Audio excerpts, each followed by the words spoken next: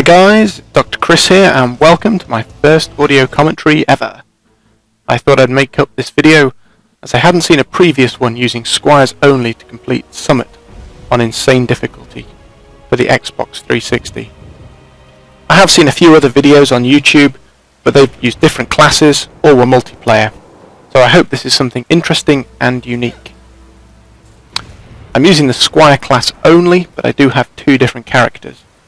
First is my Tower Squire, and once my defences are all set up, I'll switch to my Attack Squire.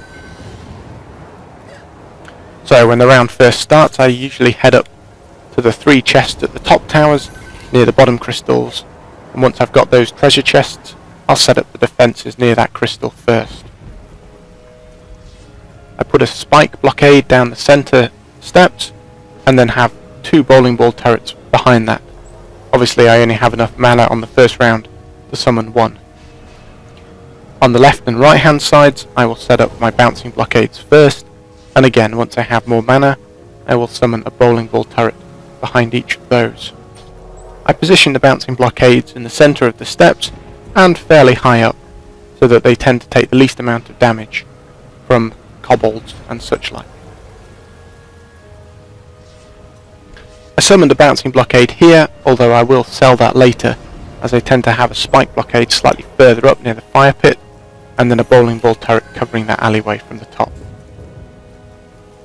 At this corridor of the fire pit, I'll put a spike blockade, but I'll reverse the direction of it. This is primarily based against ogres, who when they come up to the reverse blockades don't attack them because they aren't being attacked by the blockade themselves, and instead the ogres will fire spitballs at the bowling ball turrets up on the steps instead. It may be against the ethos of the game, but hey, it's a way to complete the level. Just make sure that when the round is ending that you don't open a treasure chest, as when the timer hits 0 you may bank the mana instead of collecting it.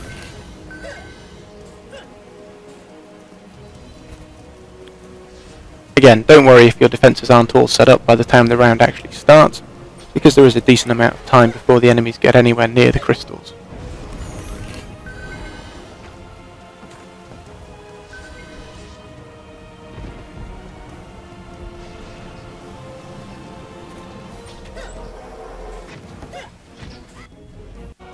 Sorry about that pause, someone called me and I just had to answer it.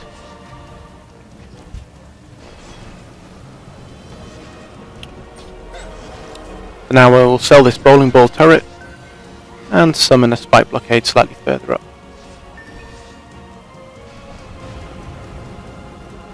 If you don't have a spike blockade this far up, then they can come down that corridor and then turn to the left or to the right and head down behind the spike blockade higher up and start attacking the three bowling ball turrets on the steps.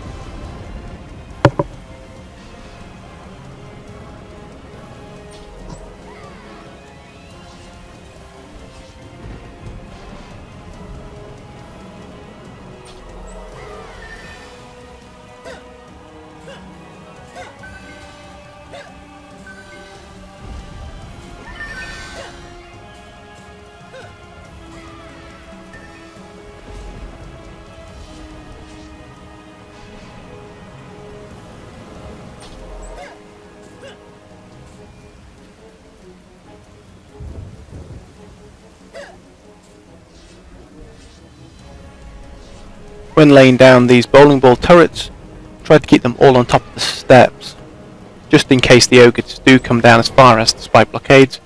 They can still swipe their clubs, and if the bowling ball turrets are too close, then they will get hit by that. However, if bowling ball turrets are all on the steps, then they probably won't take any damage even if the ogre does attack the spike blockades.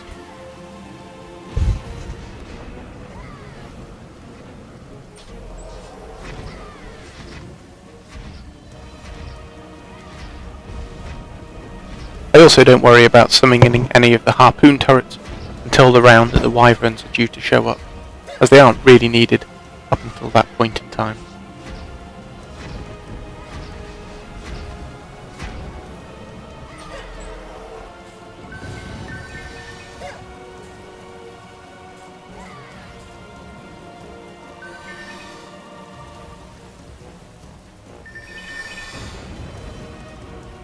It is worth keeping an eye on how many enemies are left towards the end of each round, just so that you can get into a position either to collect treasure chests or to focus on one particular weakness of your defence before the next round starts. I decided against collecting the treasure chest up at the top 2 towers because I had enough mana to finish building my defences. I summon a crossbow here and on the similar side to make sure that the bottom turrets are covered, just in case Dark Elf Knights get through there, and also they provide additional support to that bowling ball turret firing down that alleyway as well. I then place crossbow turrets facing the bowling balls, because that covers the wyverns coming from that direction, and one facing directly the fire pits, as again wyverns come from that direction. The ones facing the fire pits also provide additional support to the alleyways should all the wyverns have been killed off earlier in the round.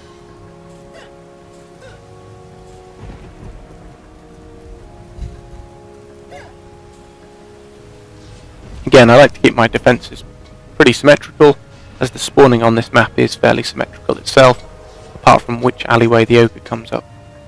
Although that does tend to be the left hand side as you're facing the doorway which the ogre does come out from.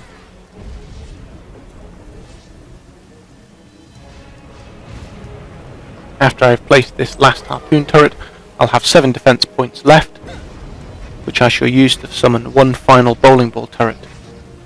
I put this at the bottom crystal, but I tend to put it behind the crystal itself, sort of as a last line of defence.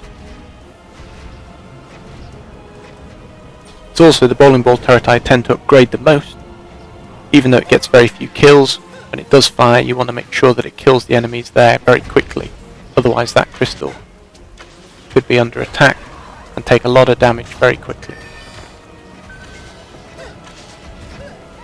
So, all my defence units are now used up.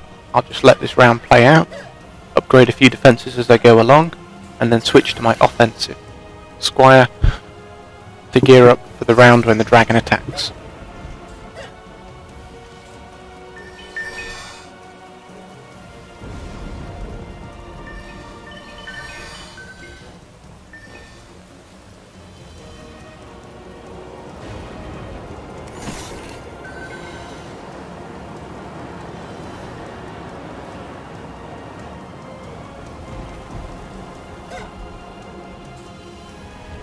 I decided to quickly check my stats at that point in time, and I was going to talk you through them, show you what my tower defense Squire stats were, and then I realised that was a really stupid place to stand as the enemies were about to start respawning in and coming down that corridor. So I thought I'd better just leave it until the end of the video and then show you what my stats are.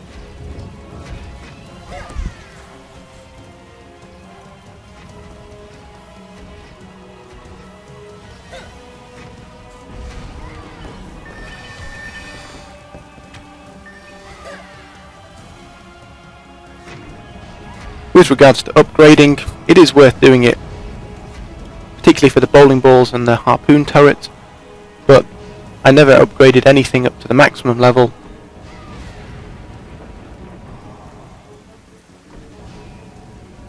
And it is well worth not upgrading too much until at least the later rounds in particular, because upgrading is quicker than repairing damage, and it will reset the damage to 0 again of the defences.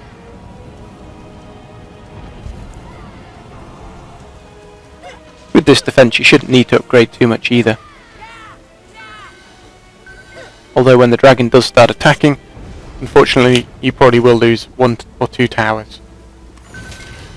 Okay, so we're on to round 7 now, and in a short while I'll be switching from my tower Squire, my attack Squire.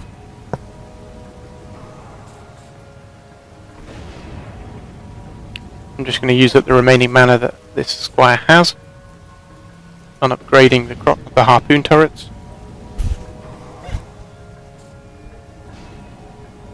Keeping half an eye on the timer as well, just to make sure that I do actually have time to change classes.